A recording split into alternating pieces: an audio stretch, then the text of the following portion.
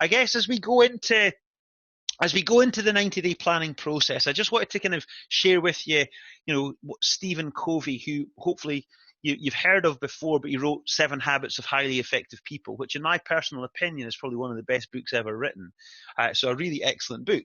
But one of the habit, in fact, it's habit 2 of the 7. He talks about begin with the end in mind. And what he says is, to begin with end in mind means to start with a clear understanding of your destination.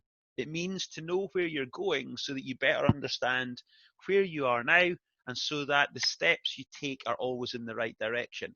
And I think that's quite a good quote for us just to think about as we go into the planning process, because the thing I want you to think about is this: the 30th of September.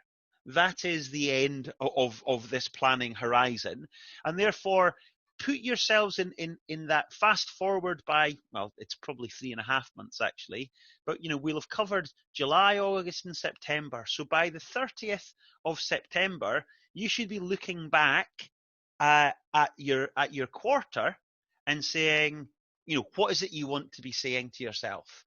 Well done for us achieving X, Y, and Z. Whatever your goals are, you want to kind of be that's the horizon we're looking at. So again, get crystal clear upon the things that you want to have happen by that time frame.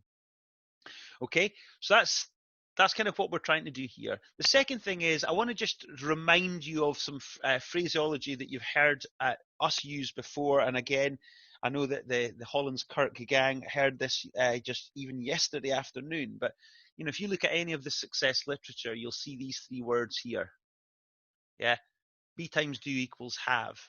B times do equals have is kind of the idea of, look, let's start with goal setting. Goal setting is about what do we want to have. So what do you want to have by the 30th of September of this year? Okay, what would you have achieved? What money's in the bank? What systems are written? What videos are created? Again, it's for you to define what your goals are. But in order for us to start the process, we need to gain clarity on that.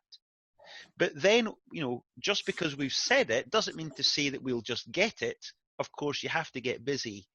Go back to the other side of the equal sign. We've got to do some stuff. So again, Val showed us really nicely in her 90-day plan. What are the steps we need to take? What are the actions, the decisions that we need to actually take in order to make come true the thing we wish to have? So that's where the planning process comes in. So goal setting is the have, and then the planning process is the do. But we've also got the be, which is there might be some things in the plan, or in the goals, I should say, that require us to become different people. We might need to learn some stuff. We might need to, again, let's just say take videos as the example. We might need to learn how to kind of get in front of the camera and put ourselves out there. Oh, sorry, I've just noticed that Ali's backdrop's just fallen on his head.